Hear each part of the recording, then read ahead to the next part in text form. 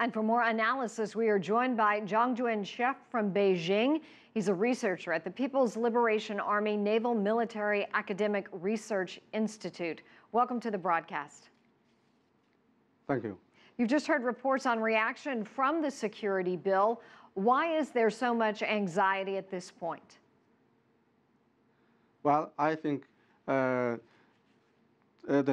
people in Japan's neighboring countries, including China and South Korea, have every reason to be anxious and even worried about Japan's recent military security development. We know that as a defeated country which invaded its neighboring countries during World War II, Japan has taken the exclusively defense-oriented policy as its basic national policy. And this basic policy has guaranteed the development of Japan and also, to much extent, guaranteed the peace and stability in this region. But the newly enacted legislation, which comprises 11 security bureaus, will allow the Japanese self-defense forces to engage in armed conflicts overseas, even if Japan is not attacked. And this new legislation actually violates the Japanese pacifist constitution, which was originally drafted by the United States military.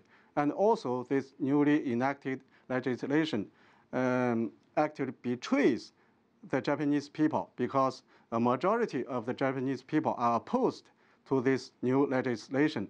And also, the Japanese pacifist constitution bans the Japanese military to operate overseas or to wage a war against others. And it only allows the Japanese military to exercise self-defense when it is attacked. So let me ask you this is why the neighboring people are worried about Japan's development. Let me ask you this. Is Japan feeling pressure, and what is pressure? If so, what is pressuring them into making this diversion? Actually, I don't think there is any pressure upon Japan that makes the Japanese politicians to make such a move. Actually, all this is pushed forward by the Japanese government, led by Mr. Shinzo Abe. We know that Mr. Abe is a right-wing politician and a revisionist of the history. He refuses to make deep reflections on the Japanese history, especially the history during World War II. He refuses to admit that Japan has committed atrocities during World War II. For instance, he refuses to admit that the Japanese military forces made or committed the Nanjing massacre, which murdered more than 300,000 Chinese.